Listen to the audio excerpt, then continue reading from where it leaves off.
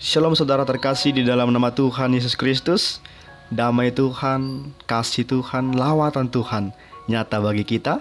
Kita bertemu kembali dalam khotbah atau renungan harian Kristen bersama dengan D. Gideons. Kami percaya kapanpun kita mendengar, baik di pagi hari, siang, malam, atau di sore hari, kami percaya kita penuh kerinduan, jiwa kita penuh dengan kehausan untuk boleh diisi, untuk boleh dahaga kita yang kelaparan dikenyangkan oleh Tuhan. Sebelum kita melanjutkan renungan kita atau khotbah harian, mari kita berdoa. Segala pujian, syukur, hormat, kemuliaan, keagungan, kemasyuran hanya bagi-Mu ya Tuhan. Atas segala kasih kemurahan-Mu, waktu dan kesempatan yang Kau berikan bagi kami. Ada hati yang benar-benar rindu dalam Bapa dan Ibu yang Kau taruhkan ya Tuhan. Engkau gerakkan hati mereka hingga boleh bersama-sama dengan kami menikmati khotbah renungan harian Kristen. Terima kasih Bapa yang baik, memberikan kami hikmat, memberikan kami kebijaksanaan akal budi untuk boleh mengerti kebenaran firman Tuhan yang akan kami nikmati bersama-sama. Bahkan kami penuh dengan sukacita untuk boleh menyambut, menerima kebenaran firman Tuhan. Dalam nama Tuhan Yesus Kristus kami telah berdoa dan mengucap syukur. Haleluya. Amin. Tema kita pada kesempatan saat ini yaitu mari mengaktifkan iman kita. Mari mengaktifkan iman kita. Kenapa kami beri judul khotbah akhir zaman? Ini bukan membahas bagaimana akhir zaman itu terjadi, seperti apa. Tetapi saudara terkasih dalam nama Tuhan Yesus Kristus, di sini yang akan kita bahas pribadi kita, kesiapan kita. Bagaimana perlengkapan kita untuk boleh sampai tiba nanti di sana. Bagaimana? Sudah siapkah kita? Atau bagaimana saudara? Kita mari ambil Alkitab kita akan baca kebenaran firman Tuhan dalam 2 Korintus 4 ayat 18. 2 Korintus 4 ayat 18. Demikian kebenaran firman Tuhan. Sebab kami tidak memperhatikan yang kelihatan, melainkan yang tak kelihatan. Karena yang kelihatan adalah sementara, sedangkan yang tak kelihatan adalah kekal. Kami bacakan kembali. Sebab kami tidak memperhatikan yang kelihatan, melainkan yang tak kelihatan. Karena yang kelihatan adalah sementara, sedangkan yang tak kelihatan adalah kekal. Amin. Saudara terkasih dalam nama Tuhan Yesus Kristus, banyak di antara kita orang-orang muda putus asa. Mungkin saja pelakunya adalah kita sendiri. Kita yang sedang mendengarkan, menikmati renungan ini bersama-sama. Stres dan tidak pernah mengalami terobosan baru dalam hidup kita. Mengapa? Karena waktu kita menghadapi masalah dan ujian Bapak Ibu Saudara, kita cenderung melihat itu secara kasat mata kita. Sehingga kita sangat mudah terpengaruh dengan keadaan, terperdaya dengan hasutan-hasutan yang negatif yang boleh melemahkan kita. Dan akibat daripada itu Bapak Ibu Saudara, kita semakin terpuruk. Kita jatuh kalah di sana. Sesungguhnya setiap masalah adalah kesempatan yang sangat baik bagi kita. Kenapa kami katakan kesempatan yang sangat baik? Ya, itu menjadi suatu momen, suatu kesempatan, suatu waktu, suatu kondisi yang baik bagi kita untuk datang kepada Tuhan dan tidak melihat pekerjaan Tuhan yang ajaib dinyatakan atas hidup kita. Kita akan melihat di sana bagaimana pekerjaan Tuhan yang ajaib boleh dinyatakan dalam hidup kita. Bahkan masalah dan ujian merupakan latihan bagi kita, bagi mata rohani kita untuk boleh melihat roh yang tidak kelihatan itu. Maka saudara terkasih dalam nama Tuhan Yesus Kristus, Rasul Paulus pun tidak memperhatikan apa yang kelihatan. Karena yang kelihatan adalah sementara, sehingga masalah, penderitaan dan aniaya tidak sedikit pun menggoyahkan iman percaya Rasul Paulus. Dia tetap setia mengerjakan panggilan hidupnya. Makanya tadi dalam 2 Korintus 4 ayat 8 berkata, dalam segala hal kami ditindas, namun tidak terjepit. Kami habis akal, namun tidak putus asa. Kami dianiaya, namun tidak ditinggalkan sendirian. Kami dihempaskan, namun tidak binasa. Bayangkan Bapak Ibu Saudara terkasih dalam nama Tuhan Yesus. Mengapa Rasul Paulus kuat menghadapi semua itu? Mengapa dia bisa tangguh untuk boleh melewati semua itu? Jawabannya apa? Itu karena dia selalu mengingat kematian Yesus. Bila kita menyadari betapa besarnya pengorbanan Tuhan, pengorbanan Yesus, sehingga dia rela mati bagi kita, kita tak akan pernah mudah kecewa, menggerutu, mengeluh bila berada dalam titik terendah sekalipun, dalam persoalan-persoalan, perkara-perkara, masalah-masalah yang datang menghampiri kita.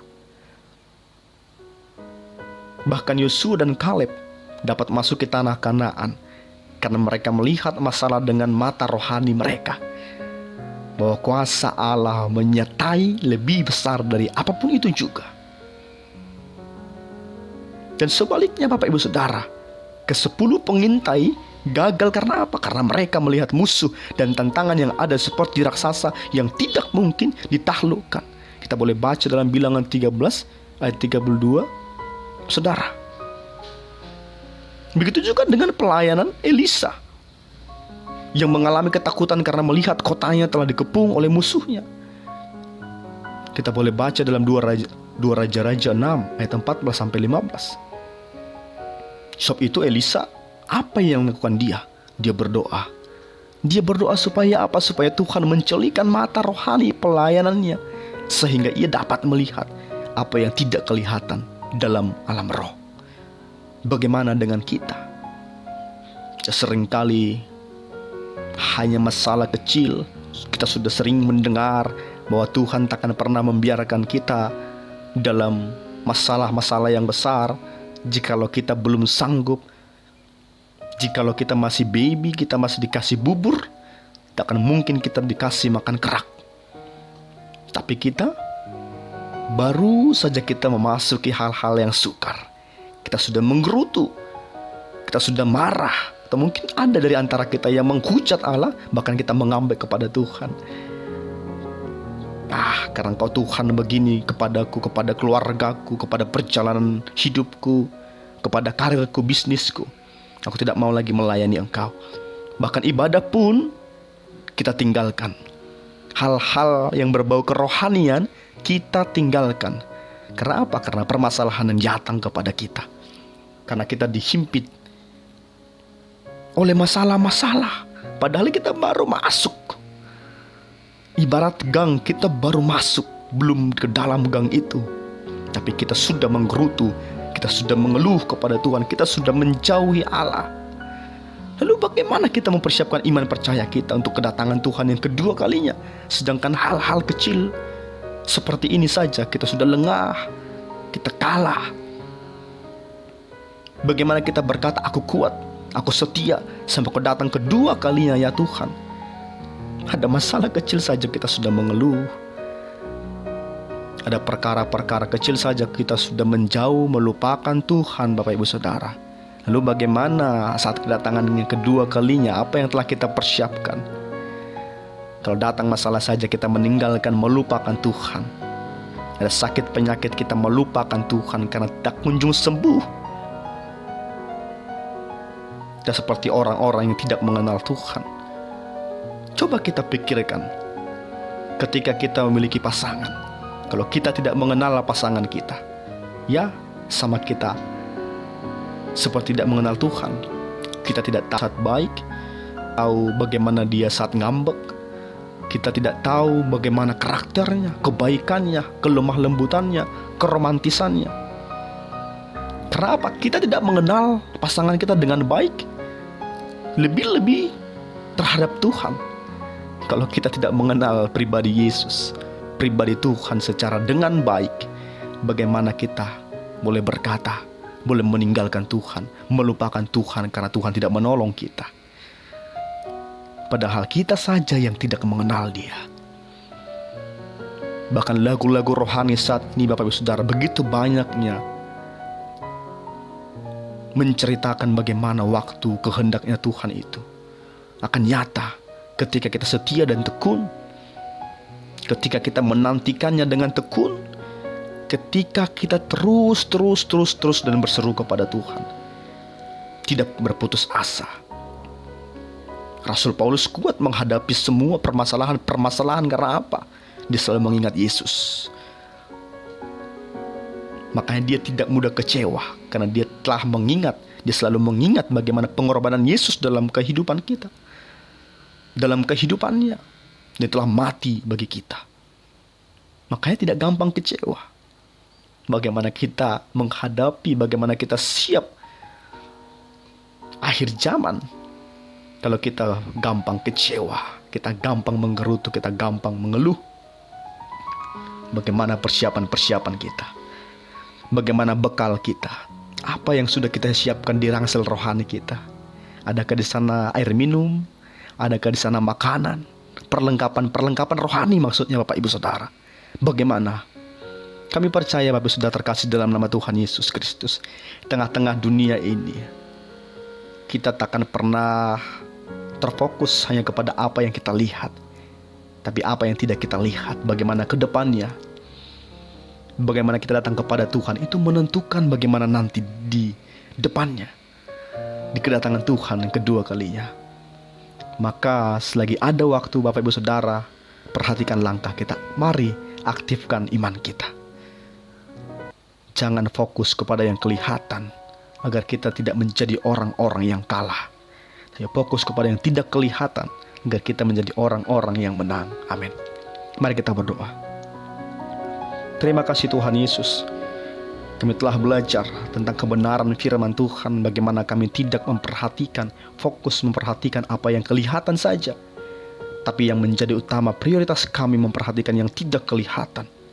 Kami mempersiapkan diri kami mempersiapkan segala-galanya, bekal kami, agar kami benar-benar siap dalam menantikan kedatangan-Mu yang kedua kali. Yang kami kuat karena kami telah mengaktifkan iman percaya kami. Kami takkan pernah menjadi pribadi yang gampang ciut, yang gampang kecewa, menggerutu, mengeluh bila ada persoalan. Karena firman ini telah kami dengar, akan kami simpan dalam hati kami hingga bertumbuh, berakar, berbuah. Bukan hanya berbuah, tapi buah yang manis yang dapat dinikmati orang-orang di sekitar kami. Menjadi berkatlah kami. Maka kami Tuhan takkan pernah berhenti melayani karena ada permasalahan. Karena kami mengalami sakit penyakit yang tak kunjung sembuh.